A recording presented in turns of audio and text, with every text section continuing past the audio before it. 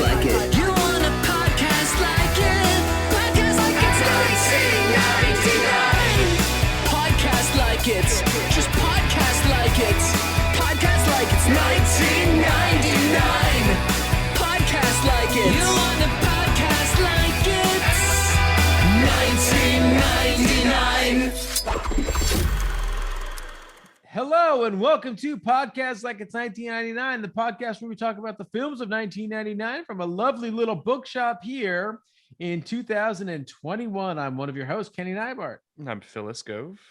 And with us today, writer, producer, one of your favorites, a reg, Corinne Stikeman. Great to have you back. Hi, guys. Thanks for having me again for this wonderful film. Thank you So thank you for watching this movie, Corinne. That's really Let me kind of what tell you. I mean, for taking the time, the 88 minutes of the love letter, which felt like easily 120. Yeah, for a movie that was 88 minutes, I paused it like a million times and was like, how much more? How much more? And the answer was always 25 minutes, which seems like it should be short, but it feels longer because you're like, 25 minutes, you're supposed to be done.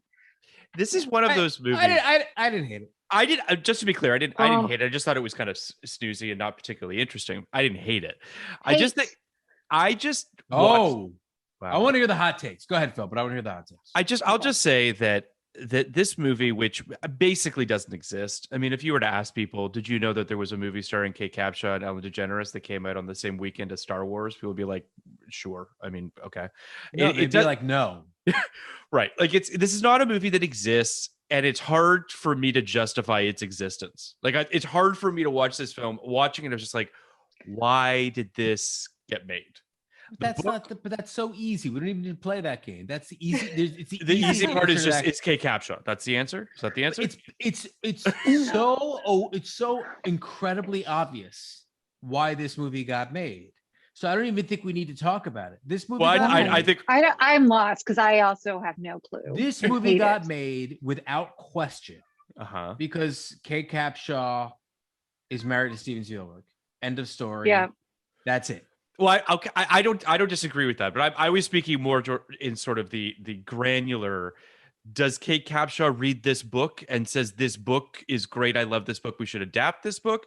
Does some producer out in the world read this book, which is a book that, by the way, I didn't know existed, and say we should adapt this book into and it becomes an open writing assignment? Like, how does something the like question this is? I think the question worth asking. I think we have to assume that Kate Capshaw, living in the same house as Steven Spielberg, and being a film actor, had at least one shot that she could shoot whenever she wanted to shoot it. She shot her shot on the love letter, is what you're saying. Well, that's the question that I'm getting at.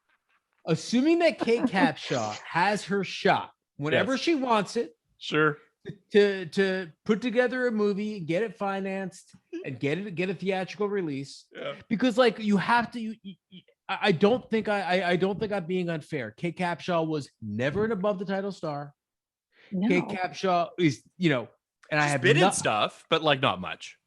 She was essentially, her career essentially began with Temple of Doom.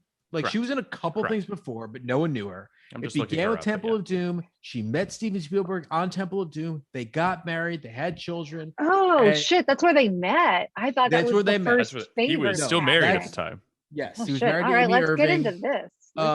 of Carrie, Fatal Carrie. Attraction. Yes, correct. And they met on Temple of Doom. She did a few other things. We're not talking about like Rita Wilson level. We got an 89 to talk about with her though. She's in Black Rain. She's in Black Rain. Boy. We're not talking about Rita Wilson level. We're talking about someone who, she's a classically attractive blonde actress. And if things broke the right way, she could have been much bigger, I think, but that's not what happened.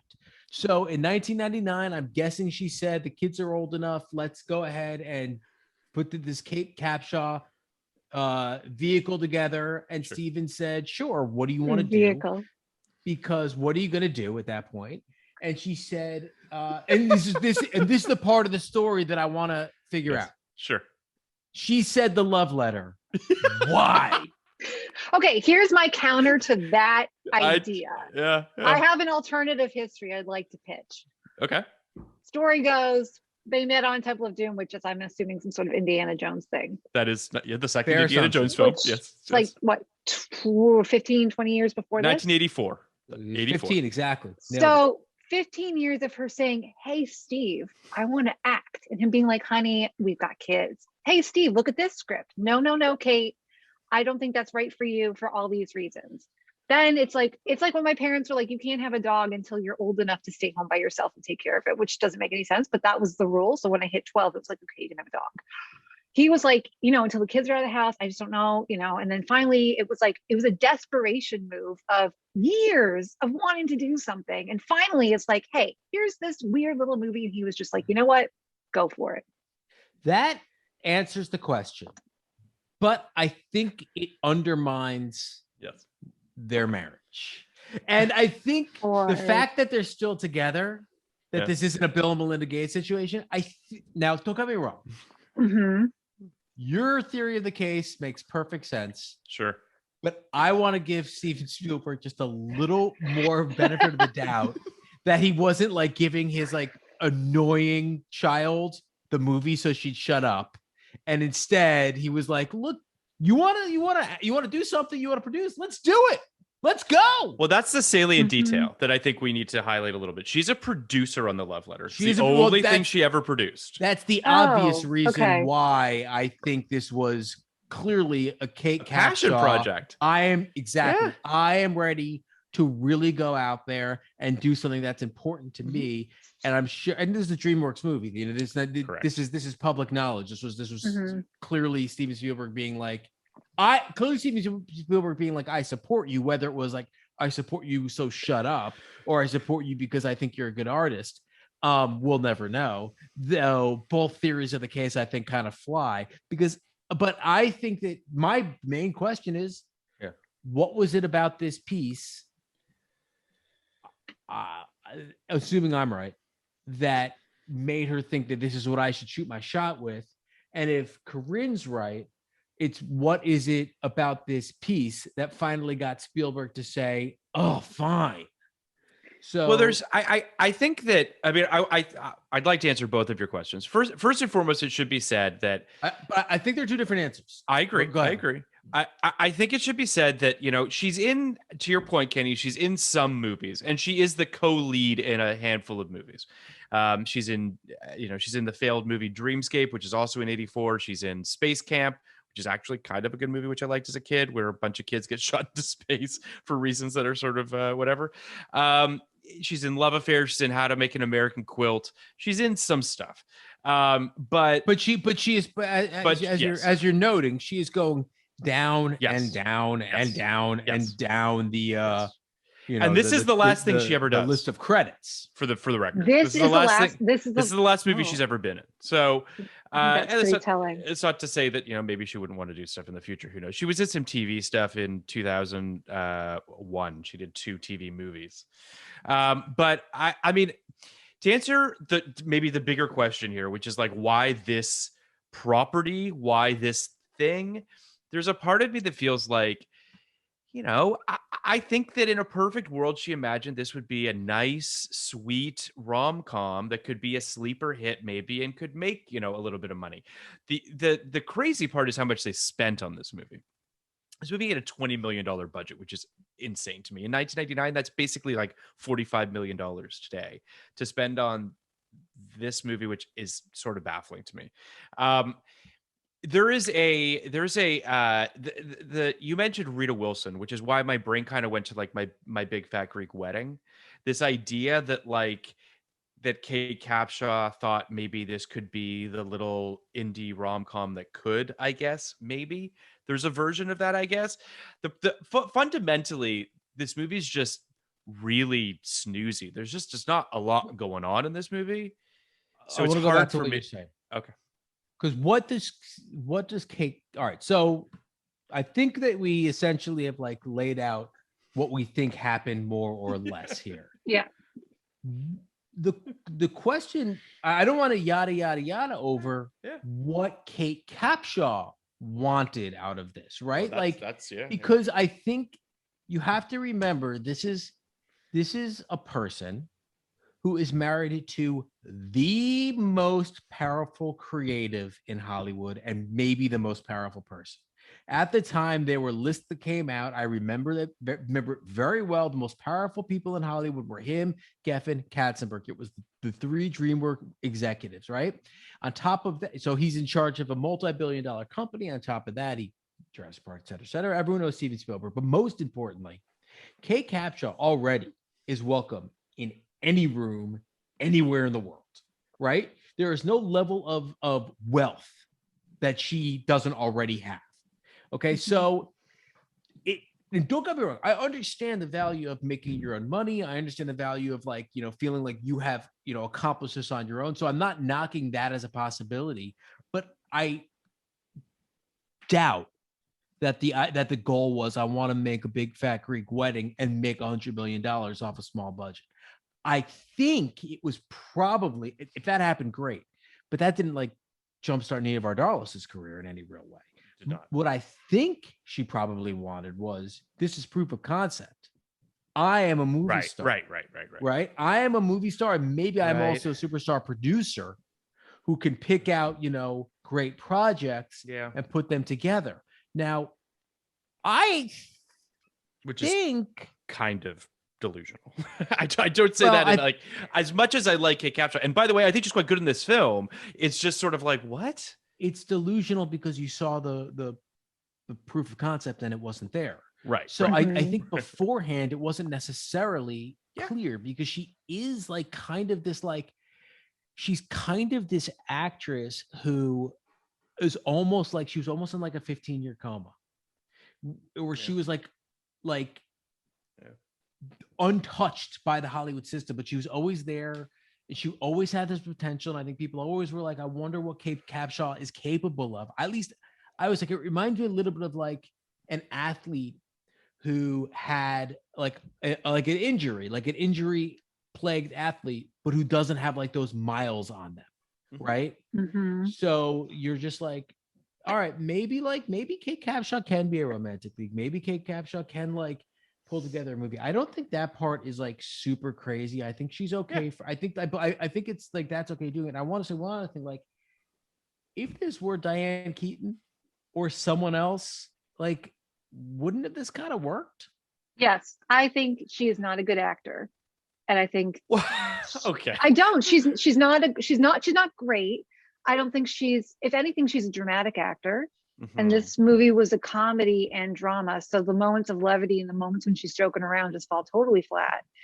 And there's also not a lot of drama for her to really sink her teeth into. So she's kind of left in this weird middle zone of just kind of being sort of reacting to everything just in the same way, in a way that doesn't move her character forward or make me feel anything for her. So I excuse me, I don't totally disagree. And I just don't want to put this entirely on Kate's shoulders, because there's a part of me too that feels like this film is not particularly well directed either. She has essentially no chemistry or very little chemistry with the two men that she's supposed to have chemistry with, essentially. Mm-hmm. So the casting is a little wonky, and we'll get into sort of a lot of that. But I actually she didn't bother me in the movie. I think what you're circling, Corinne, is more that she doesn't have the wattage and the charisma necessarily, or sort of the stardom, the star mm-hmm. power, if you will, to be able to keep the lights on for this whole movie. Yeah, a rom-com is, if you put Julia Roberts into Runaway Bride, which we did, that's not a great movie, but you still want to watch her, and she's still doing stuff, and she's still kind of lighting up the screen. That she's just not that person. But I also wonder if it wasn't just this movie has all the stuff that makes sense to me in terms of, a rom-com that should work. It's cute, it's fun. The love letter thing has a long history in Hollywood rom-coms. You've Got Mail had come out the year before. So I feel like there was a world where this really works. And I wonder if the book isn't just really great and the adaptation of it, it all kind of fell apart, but she still saw the book in there and then still believed in it for that reason. I think you're right, Corinne. I think everything you're saying is dead on in that. I love that. I don't think she's, I don't I don't necessarily think you're basically saying like Kate Capshaw's a bad actor. No. Stop. I think this is I the wrong think- movie for her. Yes, and I would also agree with kind of what Phil's saying, which is essentially she is not the right actor to put a movie like this on her shoulders. And one thing it does, and you're certainly like saying this, you know, Corinne, it shows you the value of a Meg Ryan, of a Julia Roberts, of a Diane Keaton, of a being the lead in a female-focused romantic comedy. Yep. Sandra Bullock is Michelle Pfeiffer. very fucking hard. Yes. It's maybe the hardest task you can have as an actor, because you are at one point tasked with being funny, sensitive, vulnerable, and beautiful. Yep. Like, that's a lot of shit. Yep. Yeah, You know? and it has to translate from your life onto the camera and then onto the screen. Like that's not. It's also kind of thankless too a lot of the time, right? Yes, Like yeah, it's nobody a takes it genre. seriously. It's Yeah. a genre Yeah. that feels disposable, which is also Yeah. fucking, which sucks. And it takes a movie like this for you to realize, or like one of the, you know, Katherine Heigl movies. Yep. For you to realize that you can't just put any pretty face into Yep. these roles. It Mhm. goes far beyond that. Now, the question of whether this, you know, the person has to be pretty is another question altogether. Yeah. But for the vast majority of Hollywood's history and up to and including today, that person has, quote unquote, had to be pretty. So that is another issue that like women face and men face less. Like the craziest thing about this movie is you take like one of Hollywood's most famously handsome men, Mhm.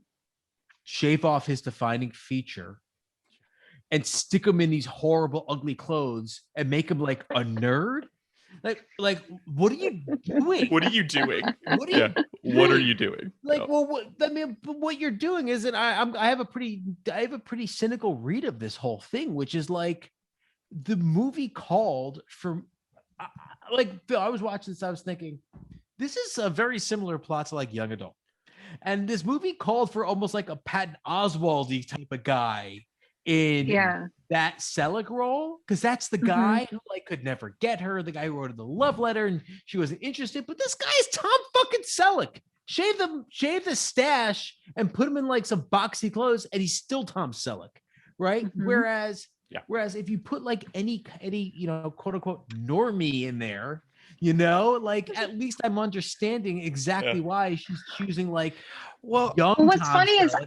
I actually felt like it's so funny because the Tom Everett Scott character, I felt like it should have been reversed. Like Tom Everett Scott's character should have been super sexy, hotter, and then and then Tom Selleck should have been dweeb. But it's like they got the wrong actors to do the wrong roles. I think, Corinne, So and you weird. may be able to correct me on this. I think that the people in that movie think that Tom Everett Scott is the world's hottest man. They world of certainly the try to movie, sexy. They I mean, they get him shirtless. They get him all like greased up. You know, And I'm a huge fan. Yes. That Thing You Do, love it. Love him. He's a young Tom Hanks, but he's a goofy, lovable next door Yeah, neighbor. he's not hot. No. Well, I mean, we don't he's think cute. hot, but like things change, man. You know, it's like Krasinski was initially like this like goofball, and now Krasinski's like the hottest man in Hollywood. Right. So Yeah. like I do think that like Tom Everett, and I think my understanding is, and I think Tom Everett Scott is considered hotter than I think we thought he was from like That Thing You Do days, where he was kind of the goof. Yeah. But Yeah. he is not But the him character without a no. shirt on I wasn't like, oh, come, like This isn't like Hoochie this- Mama. Isn't this guy supposed to be Chris Pine? Like, isn't it Yeah, supposed to be exactly. that? James Right? Marsden, somebody like that. Yeah. Yeah. Some Yeah. hunk. Or like Is- a young Matthew young- McConaughey or something. Like it's yes. just And the Yeah. other thing about it being Tom Everett Scott Yeah. is like that guy has like serious adult son energy. And he does. he has such adult he does. son energy. Yeah. Whereas like Chris Pine is like young man energy, you know? Right. Yeah, this is you know, it's funny you brought up young adult, which is interesting. That wasn't the movie that kind of hit me. The movie that hit me was You've Got Mail. Yeah. Just the maybe the bookstore thing is what really kind of pushed me over, but also just the kind of identity thing and this idea of like misperception of this letter and what it's bringing out in everybody. It kind of felt like a really, really boring version of You've Got Mail. Yeah. Version of an Or already the lake, boring or like movie. the lake house. Like, Oh or... shit! Who Someone likes doesn't like You've Got Mail. What is happening in No. this world? Wait, you don't like You've Got Mail? No, I think it's fine. Kenny doesn't like it. I don't get Oh, it. wow. You've Got Mail is such a weird ass movie. Like, there's some things that go on in that movie that like are so weird to me. One, I hate that Joe Fox, that's his name, right? Correct. Yeah. He figures out what's going on before she does. So the back He half of has the movie, to. Why? Because you need it to move forward. And like if they meet at any point in that film when they don't know who the other one is, they're gonna hate each other. He has to Isn't that spend the idea? no, because you want that when But when they finally can't find they out like who each they other? are. Can't they like each other under more honest circumstances than like him The whole basically point praying? of the movie. No, the whole You don't point. know who each I don't other think. are. No. Wait. What's going on here? She said, whole yes, go ahead. I'm saying they should, if they don't know, if they're both completely in the dark and they're loving each other on the emails, but hating each other in real life, but eventually realizing in real life that they actually like connect, that would work. But he is playing with a full deck and she's playing with a half deck. It's so unfair to that. There's an character. imbalance. There is an imbalance. Yes, it's an imbalance. The point, and it's about And halfway then he through the wins, film. and then she fucking reads children's but- books in a Barnes and Noble. How Well, is that good? Half the movie, She doesn't they read any don't know books in who Barnes each and other Noble. are. Half Yeah. the time. Working at a Fox Books. She Which is doesn't work Barnes in and a Noble. no. She doesn't work She there. doesn't work in Fox Books. She gets a What- job as like a children's book editor or writer or something. And then she reads books in a No. Fox. It ends No, with her she- reading a book in a Fox. Oh my book. God. Yeah, but she's no, not. it But she's not doesn't. working there. Okay, but She if could just be doesn't- in a Fox. She could just she be goes there. I mean, No, she's Her not just store folds. not and just- she goes yes. into Fox Books That's to the sad. children's section and sits That's down sad. and looks at what Yes. has taken over her life and she cries. That's not her ending the movie in a Fox Books. Well, It's they- like Well, no, she's no, there- mourning there- the loss of her store. there is a. Kenny Am is I wrong, saying- Phil? you're not wrong. At the very end of the movie, Corinne, she is doing some sort of a reading at his bookstore. I'm having some sort of like mental I swear breakdown. to you know. that does. I swear Every- that does happen. She has a reading in her bookstore where she reads the Royal Doll book. No, at the very end of the movie, there's I a really scene don't with believe her. this. Okay, She- I'm gonna have she- to like. She I'll step capitulates. back. She and she I'll allow capitulates to capitalism. The bad guys win. She marries the bad guy. The bookshop around the corner goes under, and we're supposed to think this is happy. And then she said, "I wanted it to be you all along." And then Dave Chappelle does nothing else in the movie. It's not, to me, it's not satisfying. And if it was any other two actors, it would have been like super unsatisfying. But we have like we have a well of goodwill for these two people to get together, no matter, even if he's a corporate raider trying to put her start a business, which he does. Okay, How but- does he? Right, it's so good. Like, okay, so I'll Why give is you that the the fact that point? the gender dynamics don't translate to now. Like having a guy who kind of gets all the power in the relationship and then manipulates her, like Yes. that doesn't translate well today. It But- didn't translate well then. Yeah, but And it I- did because they Not for can't me. meet. Maybe I'm. They can't meet until the idea is that when he sees her in Cafe Lalo Yes. and he realized, and Dave Chappelle's like, because it is Kathleen Kelly. He's like, I can't go in there. He's heartbroken because this person that hates him so much is this person that he loves so much. And without him having that knowledge, he can't push the ball forward in a way that's interesting to the audience that gets us invested and changes his character and changes her character in a real way. Like he goes into that restaurant, he I don't tries to think he make changed amends at with all. her. I do. I He, do. he- I'll he just put her put out of business. Fine, Yeah. we'll stop. I'm gonna. There's I no just way did- that hold there's on, a hold on, scene hold where on, hold- reading Did a he book put in her out of Fox business or Books. not? Did he put her out of business or not? I know, and that's why he has to know because he has to make amends with her. And he's like, if I was just Joe and you were just Kathleen and we just met, this would have worked. And it's just the business stuff that got in the way. Can I just? didn't I'll get just in say. the way. They I'll wound up just say together. something here. Hold on. I'll just say this. I did not like You've Got Mail for a really long time. Corinne can Good for attest to you. this. It was not a film that I liked. Nice. And not a film that I hated. I saw it when it came out in theaters. I thought it was fine and charming and whatever. And then I watched it subsequently over the years, and it just didn't really work for me. Perhaps for some of the reasons that Kenny is talking about, which is that I didn't really love the energy between Tom Hanks and Meg Ryan in this particular film. That being said, I watched it for the Blank Check podcast relatively recently when they did the Nora Ephron series, and I found it charming. Now, I don't know if it's because I'm older, I'm more jaded, I don't care as much, I turned my brain off, whatever it is, but the charm of that movie worked on me this time the around. People they had on were wild about it, and it started to make me think. They were wild about it. They had were. like, Yeah, they had like most people are. Well, I think it might be a generational thing. I think I was a little older when I watched it, and I think I was a little more jaded when I watched it. And I said, and it really truly didn't work for me. Like, and it still doesn't work for me. And I think like there's nothing romantic about that movie at all. I think that movie is like about a guy putting a woman out of business, and then saying, but it's okay because I love you. And then she's saying, well, it's okay because now I'm on your team. So I think it's very like deeply sad and not a good way to end that movie. I think that Corinne makes a really valid point about the scene in the restaurant and how Tom or Joe is sort of is really kind of gutted by how brutal she is to him in that scene, and he realizes how shitty the situation is. It's a bad situation. I'm not going to sit here and say that the film isn't a pre 9/11 corporate Starbucks AOL fucking. That's movie. what it is. But I mean, that's what it is. But I think what's disappointing. It's kind of what we were talking about the WandaVision yesterday, Phil. Is like I do think it's a pretty great setup for a movie, like a very very strong setup for a movie. I think it's better than the Love Letter setup, for instance. Right. No, I mean better than the Love Letter setup, which I think is actually a pretty good setup too.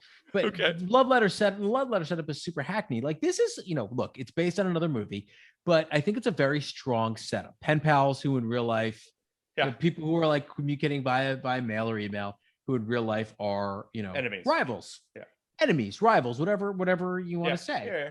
I think the execution of it, particularly the stuff I'm talking about, like this midpoint turn, destroys the movie and destroys, like it puts her in the dark, and she's falling for someone who has this really important piece of information over her, and literally uses it to the point where he wins the battle and then wins her. And I don't know her happy ending. What is her happy ending? I think you're putting a lot of today's perspectives on it, because it's really about this woman who she inherited this bookstore from her mom. And it wasn't never her like dream to own and run this bookstore. She took it on because it was her mom's store, and her mom meant everything in the world to her, and she passed. So keeping the store afloat was a memory oriented endeavor for her. It wasn't a passion project. That's not what that felt like to me, but okay. To me, that's how I felt. So the loss of the store is more of a heartbreak on a personal front, because she feels like a failure because of her mom, and it was her store and all this stuff. Leaving that store gives her the opportunity to figure out who she is, independent of her mom's legacy in that neighborhood. And she has a moment to sit down, and she decides she could actually be a children's book author or editor. I forget which one it is. So it's really about, that's great. The way the man showed her what she was really set out for. Okay. The man listen, I'm the man crushed her dreams, cost her probably hundreds of thousands of dollars.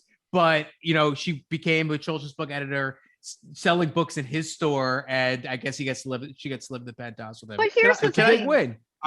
Fox Books went under in 10 years. That's Fox horrible. Books probably went under. So she's a loser twice. That's so sad. Hold on.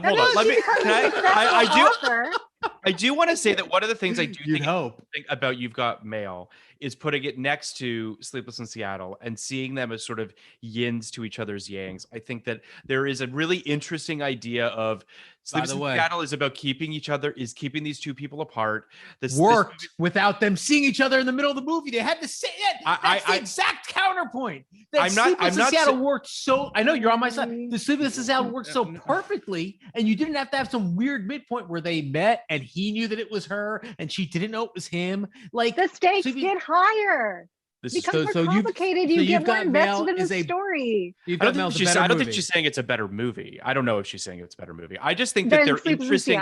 Yes. I think they're about the same. I just think they're interesting counterbalances to each other. I really don't think that one is an experiment that works, and the other is an experiment that fails. I would actually argue that the vibe. Disagree. I actually think that You've Got Mail is a more. I don't actually really love the Meg Ryan character in Sleepless in Seattle or her whole sort of I love her. Gentile. I get it. Everybody is. It's just not my thing. So Gentile. there's just a very kind of like everyone's kind of like blonde-haired, blue-eyed kind of. There's this very sort of like there's this whole thing going on that I don't really love about it. I'm just saying that's one of the things I don't like about Sleepless in Seattle. I don't really love her character in it. Right. I think that in You've Got Mail, I prefer a character. I think I prefer the supporting characters in You've Got Mail than I do in Sleepless in Seattle to some degree or another. I like her coworkers. I like the bookstore. All this being said, I like Ellen DeGeneres better than all of them. I thought Ellen DeGeneres was pretty good in this movie. She was really great. Okay. She's funny. She's great. Dry.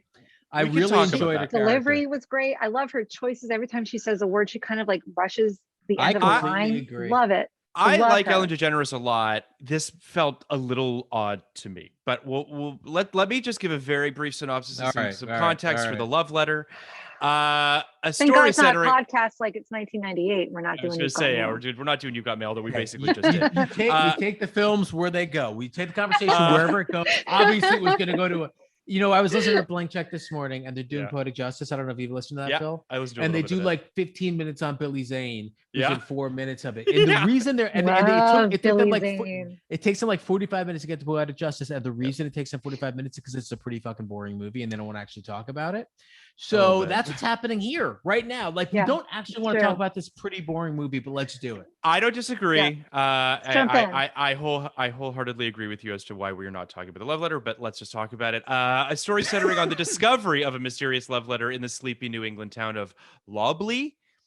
The letter is unsigned and no one knows who it is meant for. And as it passes from hand to hand, it provokes great curiosity, making the population look at each other in a new light.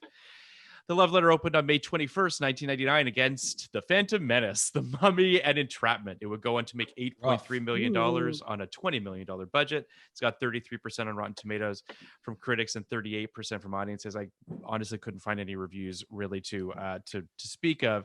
Couldn't find any reviews. Ebert didn't review it. Nobody really reviewed it. I think that, and this is, so I mentioned this on Twitter, and I think it's worth mentioning here because to me, this is the prime example of counter programming not working.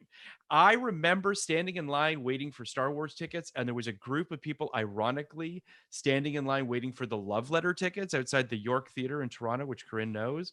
And I remember they were sitting there and they thought they were so cute with their signs for the love letter. They thought they were so funny, taking the piss out of us. It is funny. I mean, it's a funny 18? bit for 20 minutes. They stood there for like 7 hours with us. I mean, it's for them. Anyway. It would be less funny if it wasn't the love letter, but the love letter, it is punching up. Like, this is a vanity product for Steven Spielberg's wife. So like, if it were, another movie, like if it were like that horrible movie we watched about the woman, about the blind guy. At First Sight. Yes. At First also Sight. A Corinne Stikeman joint. Yes. If it were that, I would feel bad because that's honest people trying to make an honest thought. Sure. But this is, this is a vanity project. Sure, but I don't know if they knew that. taking that out of the equation for a second, the reason I bring it up is because in my brain, when I think of counter programming, this is the movie I think of. This and Star Wars, weirdly. It's the only real connection I have to this film is that. I think of when Fox put an Oscar de la Hoya fight against the Oscars.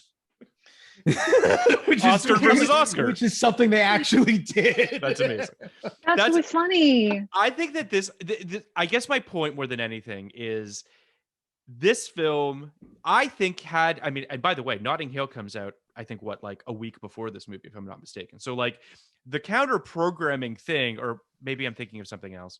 I could have sworn that it also came out around this time, but I know I need to. When did it come out? Wasn't it November? No. Notting Hill was definitely, definitely. My apologies. So it came out May 28th. So it comes out the next weekend. So it's clear that like the idea was, we're just not going to put it in the same weekend. We're going to let one weekend go by, let it have that first big weekend, take a little bit of wind out of its sails. So we're not going up against a freight train in the same way. And it works out. Notting Hill is obviously a huge success. And lots of people wanted to go see a romantic comedy. It's just this film obviously just could like I just honestly don't know what they were thinking. Like I don't know why they thought this was a good idea I in think terms of its release. I think it's so immaterial. Like this is just this movie doesn't exist if it's against the Phantom Menace or if it's against Love Stinks. This movie just would never exist. It's so ephemeral. Yeah. It like there's nothing here. And you know, the fact that I do like wonder about the alternate history where the love letter is made with, you know, Diane Keaton or even a fucking Vera Sorvino. Yeah. If people review it, like the fact that no one even reviewed it speaks to like how little interest there was in a movie like this. Yeah. I do think it's also, you know, I agree with everything you're saying in terms of whether or not the casting could have been different. I also, you know, not to put too much weight on this, but this movie just shouldn't have been released when it was released. If this movie was released in February, if this movie was released around Valentine's Day, if this movie was released in the fall, like I think this movie maybe has a shot. But this movie just got absolutely carpet bombed by the biggest movie to come out in 20 years. I mean, it's just like it's insane to even to suggest that it could. But I don't know. What is also interesting, and not to get political, but I'm going to get political for a second here, weirdly. The thing that when you Google this movie that comes up is Tom Selleck going on Rosie O'Donnell and having the whole NRA conversation that they had. So So Tom Selleck did an advertisement, I guess you'd call it an advertisement, a commercial, if you will, for the NRA. And he came on Rosie O'Donnell's show to plug the love letter. They did 2 segments. The first segment was all about plugging the love letter. The second segment was all about the NRA. And it is a tough 5 minutes to watch as Rosie O'Donnell makes a lot of very valid arguments, but in a very Rosie O'Donnell fashion. She doesn't necessarily let him finish speaking. She cuts him off a lot. She's a very kind of, you know, we all know who Rosie O'Donnell is, and I don't say that in a bad way, but it's one of those conversations that is interesting to look at in a vacuum now. This is pre 9/11. This is all just a very different America for all intents and purposes. And, you know, it's just an interesting little time capsule of being able to be like, look at this thing that happened in early 2000 or whenever this interview happens. And it's just weird. It's a weird little blip, but it's also a thing that I think Tom Selleck is kind of remembered for in the press tour for this movie. Oh, so there you go. I didn't know either, but it checks out. I did watch the Rosie O'Donnell show, so maybe I even watched it. That's very upsetting. We obviously don't need to get into a whole conversation about the NRA, but it is just a sort of, it's one of those things where you have to wonder, does this hurt the movie a little bit? I imagine that, you know, I'm imagining that Kate Capshaw as a producer and actor in this film was not thrilled to have her lead actor go on Rosie O'Donnell and preach the positivity of the NRA. So it's just a bunch of things that you're just like, all right, this is just not great. But all that being said, I want to kind of talk about this premise for a second, because Kenny, you mentioned that you liked this premise, this idea of. I think this premise is potentially a great premise. Yeah, at some it's point, classic. Yeah. At some point, they play the on the soundtrack. They play Love Potion number 9. They do. And that's what this is. Yeah. This is potentially a love. This is Midsummer Night's Dream. This is potentially a love potion that's going around this town and making people fall in love with other people and falling in love mistakenly and, you know, jumping into bed with each other. And you probably, you know, there's a version of this where it's much broader. And I don't mean broader in terms of the comedy. I mean broader in terms of, it would result in broader comedy, but broader in terms of how far this letter gets out among the populace. And you have all sorts of people falling in love with the Bottoms and falling in love with all those people and having a lot of fun with it that way. I don't think they did that, but like, it's, to me, like, it's a winning premise. Like it's so easy to get, and it's so easy to have fun with potentially. They just didn't really do it. It's a comedy of errors. It's like a really great episode of Frasier where everybody thinks somebody else is somebody else. And that stuff can always be funny because it's classic. You just got to stick to the rules. And this movie didn't really lean into that or lean into what it was took it trying really to do. seriously is what it did. Yeah. Yeah. It's I would also say too, the movie that also came to mind as I was watching this was Amelie a little bit too. What? Well, first of all, the score actually kind of reminded me a little bit of the Amelie score, but also just the fate of it all, this idea of sort of like, this kind of puppet mastering of people's love lives, which is something that Amelie does in that film. There is sort of this kind of whimsical kind of quality to this film There's a Frenchness. Am I wrong? I felt like it was very well, French. Amelie is very French, but yes. No, that's what I'm saying. It wants to be. Yes, right, exactly. It wants to have a worldliness to it. Yeah. That I think the setting, people who live in places like this aspire to be European, I think. Totally. And I think setting a movie like this aspires to a certain European and I think French is correct, romanticism that we Americans are almost incapable of matching, of emulating. So no reason to try that. Dirty yourself up. There's also something that I think that the literary quality also gives it this air of high-mindedness that they're trying to kind of tap into as well. There's something and again, the things I liked about this film, I kind of liked its vibe. I loved that bookstore. I loved kind of that, you could smell the old books, the small town where everybody knows everybody's name and everybody knows what everybody's up to. I love that type of stuff. I just don't think it weaponizes it in this movie in a way that actually sort of everything just feels like it's dialed at like 6. Yeah. Even that bookstore. I was saying out of 10, but I just it's just 3, dude. It's like that's the problem is like it really is like I recently found out the word cromulent is a fake word. Are you guys aware of from that? The Simpsons? Do you know about that? Yes, I didn't know that. Perfectly cromulent word. It's a perfectly cromulent word, exactly. And it's a fake word, but this is it now is real because that's the way language works, and it's a perfectly cromulent movie, right? Which is how I feel about it. Like it's perfectly cromulent. There's no other way to put it, because like I think ultimately, like in a theater in 1999 on a warm summer night, I think you go in a town like this, in like a 1-plex or a 2-plex with your popcorn and soda. It's a perfectly cromulent way to spend 88 minutes at the movie. Then go get some ice cream and go home and have some missionary, I guess. But like, ever again. Never think about it ever again. But it's like I don't have really bad things to say. And actually, I thought the ending was really charming, and it could have been so much more charming. Yeah, but it was like there was an idea there that was almost lovely. Yep. See, but I take more offense to this movie because of that. Because it's fair. Almost good. I hate it more. I hate almost good. I hate almost good. I feel you. I hate almost good. I hate this more than At First Sight, which is a terrible movie. I hate this movie more because it fails on every level, including the bookstore, which is supposed to be charming. It's weirdly dark, creepy, never has a customer, and there's 4 people working there full time. All right, I'm going to Notting Hill's a better bookstore. Notting Hill's the great bookstore of all time. I'm going to say the same thing as you with a little bit of a different point of view. Mm-hmm. Okay.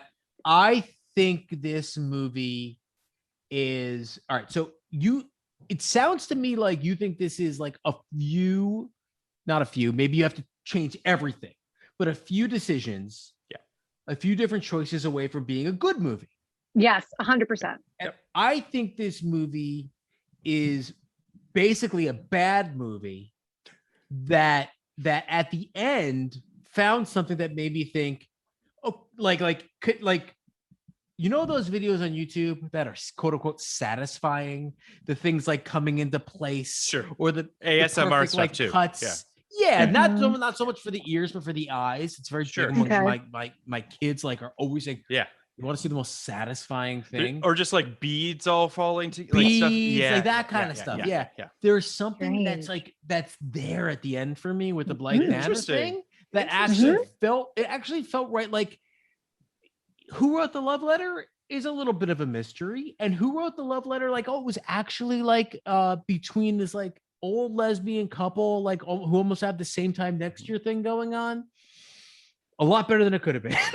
No, that's true. That's true. The ending is actually, and this would be another reason why I would think that Kate Capshaw wanted to do this, is because the ending is very ambiguous and not the happy cookie cutter ending, which I always love. Is like when everything doesn't totally work out. Like the end of My Best Friend's Wedding, like she doesn't get the guy. Yep. So I really like that element. I love that the letter is from her mom. Yeah. The mom's introduced 20 minutes before the end of the movie, though. It's horrible. It's a nightmare. Like, who is she? Who is this woman? Yeah, it's crazy. There's absolutely no reason to wait that long to introduce such an important character, unless she's the nexus of the story. We don't even unless you are incompetent, which I think this was. And thought that, they needed to like kind of hide the ball on the quote unquote mystery, when I don't really think like it wasn't a mystery for me until at the end of the movie, you're like, oh, by the way, we've been telling a mystery the whole time, which I love, which I didn't expect to have like some like satisfying moment at the end where they like answered the final question of the love letter, because like, frankly, it would have been fine if it was never answered. Yeah. Or if the whole time it was Tom Everett Scott who actually wrote it, like I think, or if it was Tom Selleck who wrote it, I think we would have just like moved on, because you have such low expectations for a movie like this. Yeah. But I also take something kind of romantic and sweet was kind of lovely. Yeah. But yes, I take issue with how we find the love letter too. I find it so confusing. She finds it wedged into a couch cushion. And I'm like, all right, well, is it from the couch? I found that is how people give people love letters, generally. I found every single person's way they found the love letter to strain credibility too. Right? Yeah. Like every single person that reads it, you're like, wait, so Ellen DeGeneres has like the gymnastics that are necessary for each of these people to believe that the love letter is for them or written by somebody that they need. It was a little bit crazy. And it's an easy fix. Sorry. What's your fix? Well, my fix is just simplify. Is that first you get a shot of her. Maybe her mail goes on to like her mom or somebody. She works. Oh, this is old stuff that you need to organize. And you're like, okay. And then she gets a new thing of mail, and she puts the new mail on the old junk. Yeah, no, there's one day when she's sorting things, and you're like, and it comes in an envelope. I think that's very important. It needs an envelope that just says for you or something ambiguous, because then it's like. Well, but then you get into the problem of nobody else can have like the reason that this letter is easily. But anyway, yeah, I'll give you a different fix. Yeah. Okay. The most brilliant thing, the reason Serial the podcast worked, was because she went into the first thing she said was this big thing about how we can't trust our own memories, right? So how, people can't trust their own memories, different things happen, and like eyewitness accounts aren't really eyewitness accounts. So you are set up to question everything you hear in Serial, right? If you started this movie with something so simple, like a little voiceover that said, love works in mysterious ways. Sometimes you never know how this thing's going to happen or that thing's going to happen, but it's an invisible hand that moves among us. And, you push this like fate idea, you would have accepted everything. Sure. Because what I was thinking was like, what it needs is its version of Puck, right? It needs some like thing that's actually, moving it, but you don't need it because we've like well established that like people will just accept like fate in a love story. So if we just like remind people that like you are predisposed as human beings to believe in things like love at first sight, to believe in things like fated, people being fated for each other and soulmates, for things like the universe works in mysterious ways and love works in mysterious ways, then I think you would have bought it.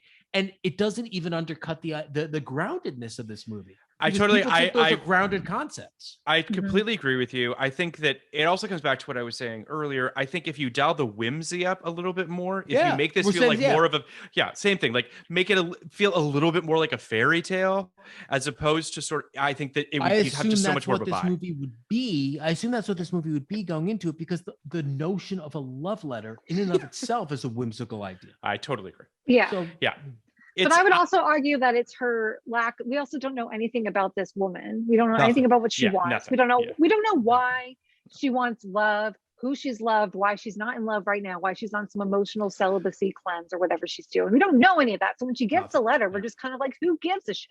I agree. I think that the fundamental flaw in this film, aside from what we're talking about on a tonal level, which I think they just could have gone a little bigger and a little bit broader and a little bit more whimsical with it, is really your love triangle at the center of this film. Is, just to repeat for our listeners, it's Kate Capshaw, Tom Selleck, and Tom Everett Scott. These are three people that have zero chemistry together, that don't make any sense together, that feel like they're from three disparate movies, that you're just like, I don't really know what's going on here, and you're supposed to be invested. She doesn't seem invested in Tom Everett Scott. She just looks like she just wants a fuck, which, listen, fine, go for it. I didn't even get that much out of it. Like, I don't even really like fine, go for it. Like, come on. She's a 46-year-old woman. He's a 20-year-old man. Like, okay, I guess. Okay, sure. But like, again, you're shooting your shot and that's the shot. I don't. You know that I'm not like I'm not writing for that notion. I know you're not. And I'm just speaking. And you know that I'm not saying no, that's not okay. I know. All I'm saying is like, it's a choice. It's a choice, and with the right actors, it's a choice that we would have bought more. I'm saying that kind of thought process, or that kind of swing, right? The idea of the older woman who's, seems to kind of have dealing with ennui and things that she doesn't, whatever. And this young man comes into her life and sparks something in her. And she really, and they have this amazing sexual intensity, and there's none of that. It just feels like she's going through the motions. It's very odd. But don't you guys like Julianne Nicholson? Yes, I was just gonna say she's great in this. She's great on Mare of Easttown, which she's in right now, and she's great. I love her. I can't tell how I feel about her. I want to support her as a woman. Love her. Did you ever see, my question mark is I, Tonya for her. I thought her and I, Tonya was a bit. She's in I, Tonya? Mm-hmm. She's the coach, and I always found her to be a little bit out of place in such a great movie. Did you ever see August Osage County? No. Yes. She was so good in that. I don't understand why. I forgot she was in that. She was like, that movie was a lot. Why? I don't understand why people don't like that movie. People hated that movie, and I loved it. I thought it was great. It's based on a play that everybody loves. I feel it's like a Pulitzer Prize winning play. Yeah, but in the movie, it comes off as so giant and fucking crazy. It's like everybody's in love with everybody else. Everybody's incestual. Awesome. Yeah, it was cool. Julianne Nicholson in I, Tonya, which I'm now looking at pictures of, she's unrecognizable in that movie, which is why I didn't recognize her. She's great in Boardwalk Empire as well. She's very good. She's a great actor. Big fan. She's very good in this, and I wish she got more screen time, and I wish quite honestly, I thought she had genuine chemistry with Tom Everett Scott. Like, they had something. That was true. That I thought was really interesting, and never really capitalized on it in any way.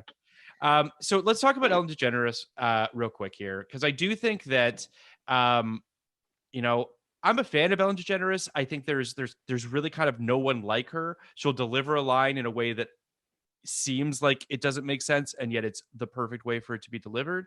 And I think she does that a bunch of times in this. I think what I bumped on a little bit was just this like sassy, sex obsessed coworker friend thing is not really Ellen DeGeneres. So that's kind of, she was sex obsessed. I kind of like that it was kind of not the character you expected to be having that kind of a life, Okay. She's just kind of a woman who's just like, it reminds me of in the movie The Heat with Sandra Bullock and Melissa McCarthy, when guys keep coming up to Melissa McCarthy on the street being like, hey, like, we banged and you never called me. She's like, guys, you gotta, I don't want, we're not getting together. That's not who she was though. Yeah, that's kind of what she was like. That she was because she was going on a date. Who are you on a date with? Fabio, his neighbor's cousin. like she was self-deprecating about the kind of losers she was going out with. This is true. And also, but the thing about and her plot line with Kate Capshaw was essentially like, you're prettier than me. Yeah. And you think that because of that, the love letters for you, and it couldn't possibly be for me. And I think that was really kind of good stuff. I think the thing that we forget about Ellen DeGeneres, and this sounds nuts, but it's true, is she's really fucking funny. Yeah. Like she built her career by being funnier than everybody else, and like funnier in the moment and wittier with a line and unique deliveries. And like, she's the funniest. And all this stuff over the last like 5 years that should not be discounted or ignored. And anyone in Hollywood knows, you've heard it for 20 years. Everyone's heard it. So this isn't like news to us.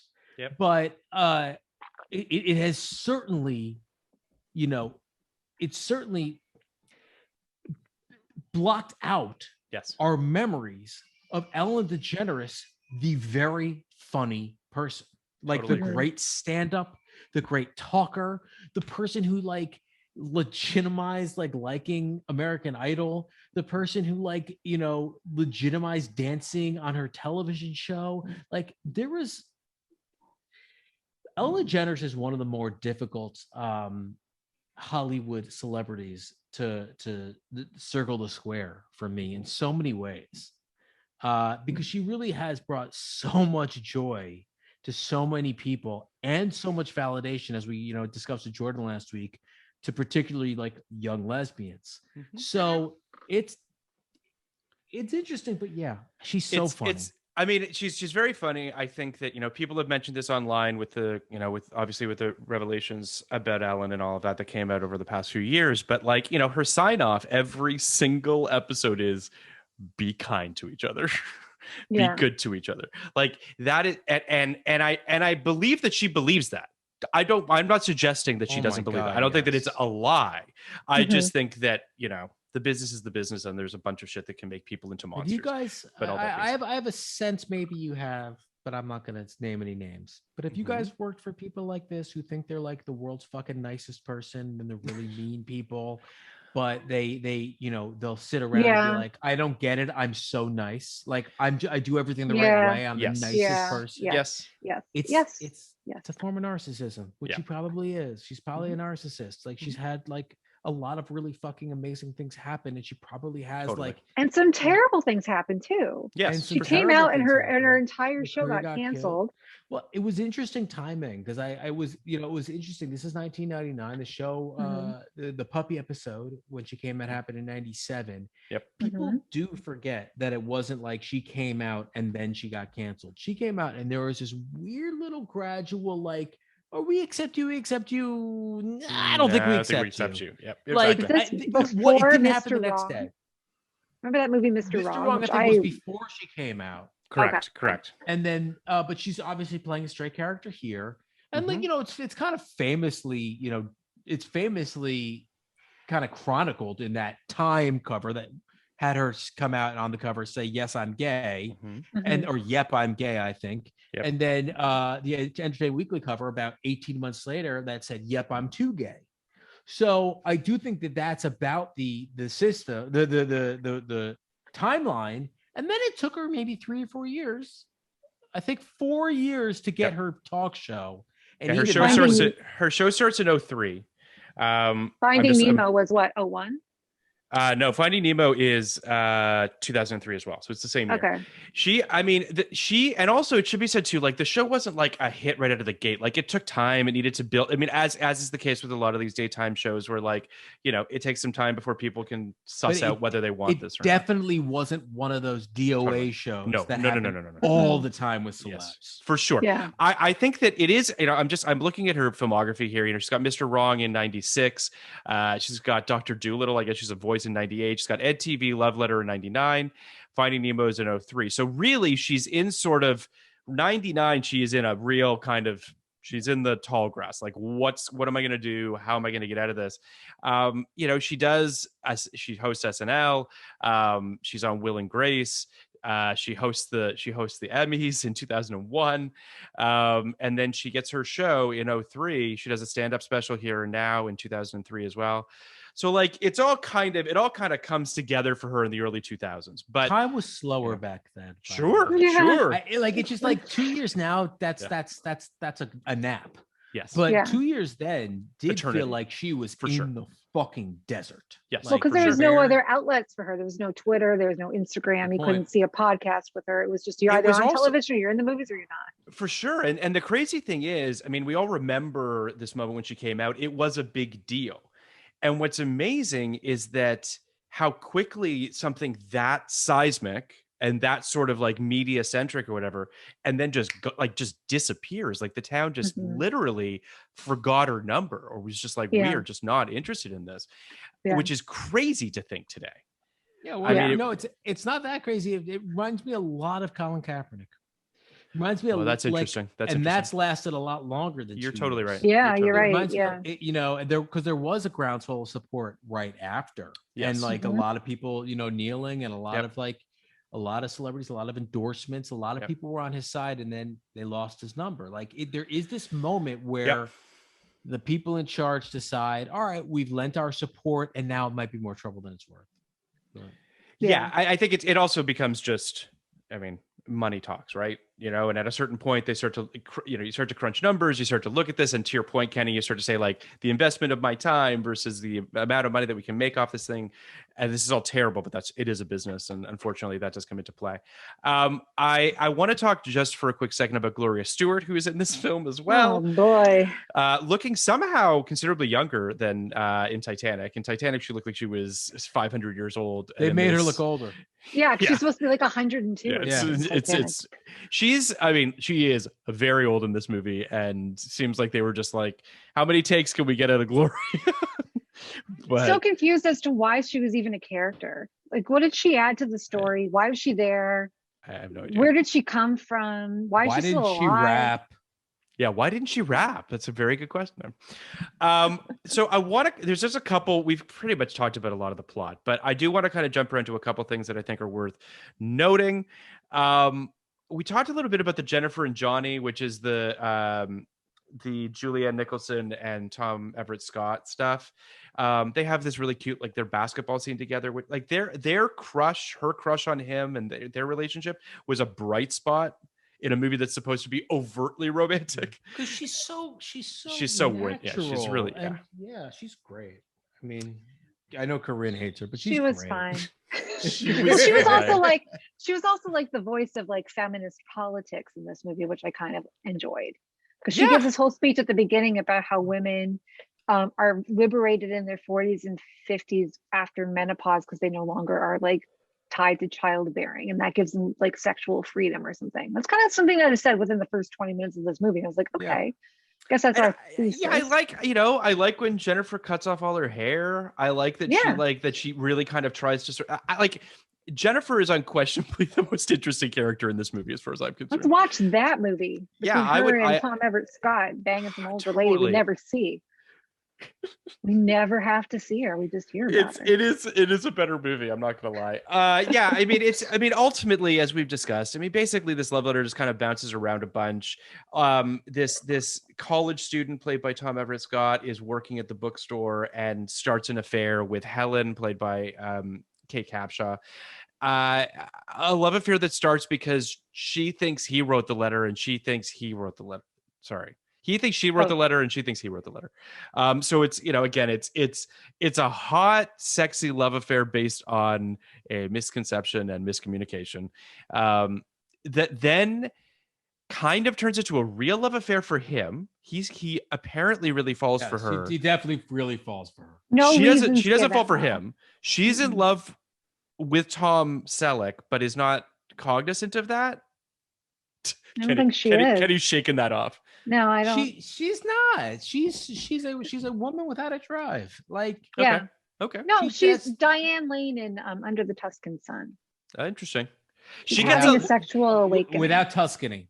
But there's like a postcard thing. Her and George had a thing when they were in high school together, if I'm not mistaken. I couldn't even follow that. The thing was very simply that they went to high school together. And he had a crush on her. Work at some point.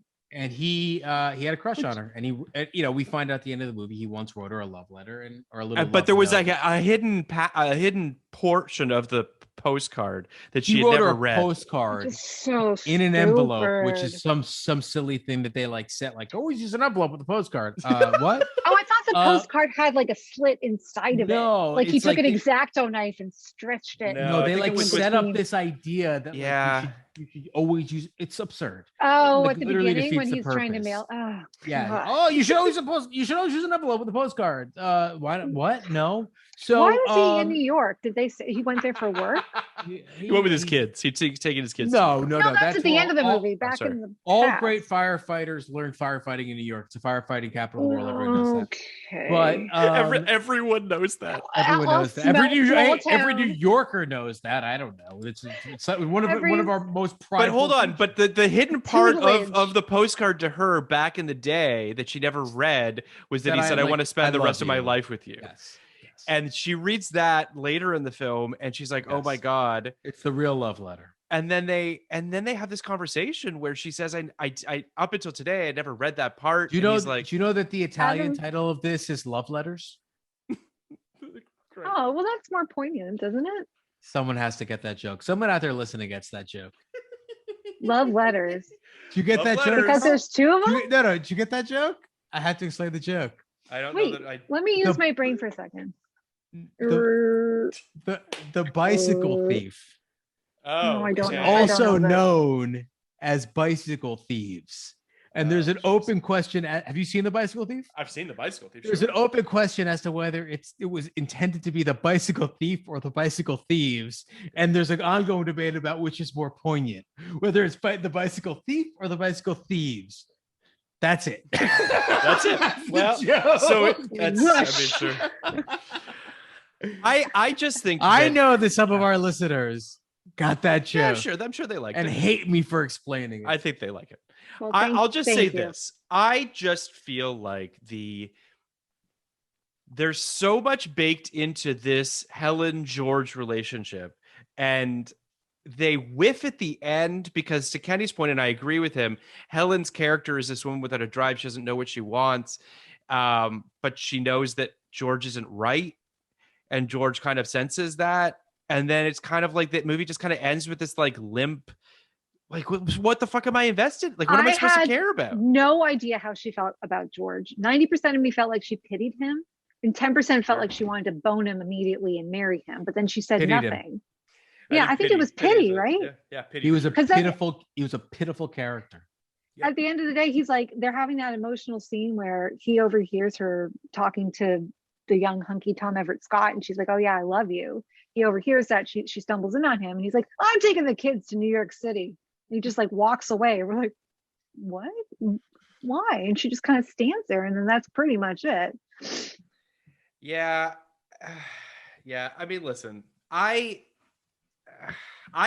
watched this movie and I was fine with it. I was like, you know what? I don't hate this. This thing's Yeah. okay. And now we've been talking about it and I'm like, fuck this movie. Hate I it know, so I much. know. I hate it so much. I I really- watched it this morning too, That so it's sucks. in me I- still. It's still in. What? I Still in let's me. I'd like to rate this, Corinne, because I want to ask you about the movie we're doing next week, which is a Toronto movie. So I want to talk about that's that. fun. I hope that you've seen it or know it exists. So I'm going to go first. I didn't see this movie in 99. Before this podcast, shockingly, I can't believe I'm going to say, I gave this movie a 60 coming into this podcast. I thought this movie was kind of cute, kind of endearing, didn't hate it. It was sort of Oh, on, no. and I Perfectly watched cromulent. it. Perfectly cromulent movie. Perfectly cromulent. And then we talked about it for the past hour or so, and I'm down to a 40 now. I can't really recommend this film. I don't think this movie is a total fucking fart. Like, it's not a bad, like, it's not a movie that I would be like, run away from this movie, but I certainly wouldn't say like this is a movie that anyone needs to see. I think that there's some good stuff in it. I think that Kate Capshaw isn't totally right, but I did watch this film and think to myself, I kind of wish that Kate Capshaw was in more things that could have used her talent, which she has. I think it's got a good cast across the board for the most part. I think that there's just some, I think the actors in this movie are good. I think they're miscast at a lot of places. But what about you, Kenny? What do you think? I think you nailed it for me. Everything you said is more or less what I felt, including that I went above 50 before. I gave it a 54. Yep. I was prepared to give it like slightly below a 50, and then I kind of felt a little charmed by the ending. So I went a little above. The last thing I said was, "Oh fuck it." So I went ahead and gave it. I said it has. I said it. A great review. I said it has the tone of a romantic comedy and the pacing of a French romance. So I feel you. Sure. It's just no good. It has no pop. No elements are above replacement level. But I remain not offended. So I think I was ultimately not offended. Not the world's greatest review. I'm slightly offended, I guess. Slightly offended. I'm gonna drop it down to a 45. Movie, look, it's interesting because Phil, you and I have like slightly different metrics for the would you recommend. Yes. You tend to say, if someone said to you, should I watch The Love Letter, would I recommend it? Mm-hmm. And I tend to think, if I was given like the blanket task of watch a movie and someone said, what do you, I want to watch a romantic comedy, would I say go ahead and watch The Love Letter? And the answer is absolutely not. But I would not say ever say like, oh, it's just a horrible movie. This is an example of a horrible movie, the way Love Stinks is. Right. So 45, this movie exists. I want to just one quick thing, Corinne, before you do your rating. Yeah. I do want to just relay to the audience what the final moment of this film is that the letter gets pulled out of a window out into the world to create more romantic hijinks. Forrest Gump and a feather style. Better than that. At least I know romantic hijinks are coming as opposed to more Forrest Gumps. Amazing. Corinne, what's your rating more on this feathers? movie? Oh. More birds? I forgot that you don't like Forrest Gump either. There's a more lot pillows. to talk about. Pillows. This is the thing. He's gonna walk Corinne in and out loves of people's Tom. lives. Corinne loves Tom Hanks. She's really Hanks. willing to go anywhere that Tom is willing to take her. And Phil knows my feelings on Tom Hanks. Yeah. Oh so. boy. Yeah, Secret maybe murderer. this is the root of all these Secret problems. I understand. All right, Corinne, what's your rating? Well, after I watched it, I was at a stone cold 12. Wow. Fuck this movie. If you like romantic comedies, if you like good storytelling, if you like chemistry, if you like to be interested or mildly engaged in what you're watching, if you like to laugh more than like just smile and go, that was almost a joke, this movie is not for you. After this discussion, I'm at a hardcore 4. Wow. 4. That might be the 0. lowest rating we've ever had on this podcast. This movie sucks. This movie could have been good and it sucks. I think we've had some guest star zeros out there, or ones, because they've hated movies even more. I gave Chill Factor a 3.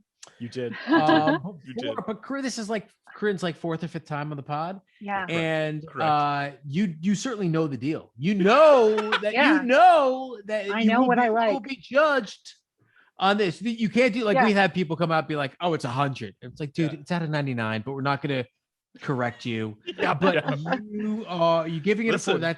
It's a 4. It's a 4 because it got made. I like it. Making a movie is hard, so you get 4 points just for showing up and writing your name down. It was in focus, and people could be heard. Their lines were recorded. Had a beginning and an end, and there was credits at the beginning and the end. And I like the town. I like the town. I'll give it 4 for just the town. I respect the savagery. I respect it.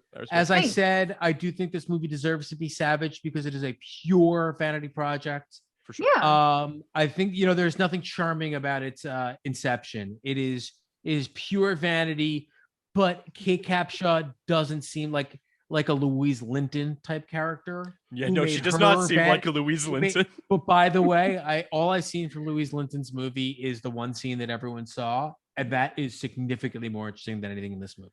Yeah, I watched the trailer for whatever her movie is called, and that thing. Yes. Anyway, there's a movie called Something's Gotta Give. starring Diane Keaton. Everyone's seen that. Yes, That's a we've great seen this flick. movie. Yeah, we've seen this Okay, movie. I don't remember liking it, but I guarantee you that movie is way better than this. Yeah, one. th- Keanu yes. Reeves is the hot younger That's guy. that's Sure. a Jack Nancy Nicholson is the Myers. old- That's not fair. Nancy That Meyer is- does anything that's better. Anything Nancy Jesus. Meyer does. I want to know if Nancy Myers watched this movie and said, "Fuck this movie." Well- Nancy I'm Myers did gonna not do watch it this movie. better. We might didn't have. bring up Nancy Myers, but we did talk a lot about the or at least I went on and on about how I made the point of saying in my review replacement level, which is which is a sports term for like the if you pulled the next guy up from AAA in baseball, the amount he would give you. So basically, if you pulled any actor off of, say, off Broadway and put them into this role, into any of these roles, they'd probably give you this performance. A professional actor, any given professional actor can give you this level of performance, right? Yeah. Any given professional director can give you this level of direction from this movie. Sure. Nancy Myers is not a replacement level director. Correct. She is a super expert when it comes to this type of film that elevates like pretty rote material generally. Not the material, but the settings, the complications, the dynamics. Like this is stuff that we've seen over and over in romantic comedies. And she always takes it to a far more interesting and engaging place because she's a really, really good director in a very not showy way. Yeah. And this film, if directed by Nancy Myers, could have been highly watchable. 100%. If Nancy Myers did this movie would But be. she probably would great. she would probably never waste her time with a movie called A Love Letter about the way a love letter makes people fall in love. That's No, too she gimmicky probably for would, her. but I guess it's that's just true. too That's more of gimmicky a. for her. She's not a gimmick. Like the thing I love about her so much, and I do love her and her movies, is how not gimmicky she is. I agree. So- They're just people Yep. having life even like events. a movie like The Holiday, which is like a little gimmicky, like that's a thing that people do. Yeah. So She's not a high concept writer, which is No. great. That's why her stuff's great. Mhm. So No. next week, Corinne, we are having Chandler LeBeck is coming back. She's a Globe and Mail critic and also a writer director in her own right. She just finished shooting her new film. She's coming to talk. I loved her take on Guinevere? so Yes. excited to have her back. We are talking about Last Night. Have you seen that movie, Corinne? Do you know what that movie is? Oh boy. Give me more. I'll tell you more. Don McKellar wrote and directed this film. Sandra Oh is in it, as is Sarah Polley, and it is a sort of Canada's finest. it's essentially it's oddly kind of a post-apocalyptic movie about the last night before the world ends. And it is, I'm sure you've seen the poster, Corinne, because it was basically I think it was Queen Street, and it had one of the streetcars that was like, it had this sort of like post-apocalyptic Queen Street vibe where like all the you would know it if you saw it. It's a really great film. It's a film that was relatively big in Canada at the time. Obviously, it didn't fall on Corinne's radar at the time. Well, but I should say that I was not cool and I liked really bad things. So if it was this is not, true. if it was good, then I probably didn't see it. It's a really Sandra Oh is absolutely phenomenal in it, as is Don McKellar. And it's just got it's really just a very sort of, it's kind of a high concept talky movie that I just really, really loved. And I'm really looking forward to rewatching it. It came out in the States in 1999. It came out in 98 in Canada. So perhaps, you were, how old were you in 98, Corinne? I was 13 and I would have probably just watched You've Got Mail. So that was that's what I was doing. Kenny's face. But we're gonna talk about Last Night, which I'm excited to watch again, and I'm excited for Kenny to see because I think hopefully he'll like it. Big fan. I'm gonna watch it too. Lo-fi end of This the is why world. I think this is good. I think you're gonna like this movie. My kind of stuff. Yeah. It's got a cavalcade of Canadians in it. You said Sarah Polley, right? Sarah Polley's in it. I believe, I want to say that, hold on just one quick second. Before I speak at a turn here, I want to make sure that I have this movie right. It is, Sandra Oh, Sarah Polley. David Cronenberg is also in this one. I knew he was, but I wasn't sure. It's great. It made like no money. So no one really saw it, but it's a great movie.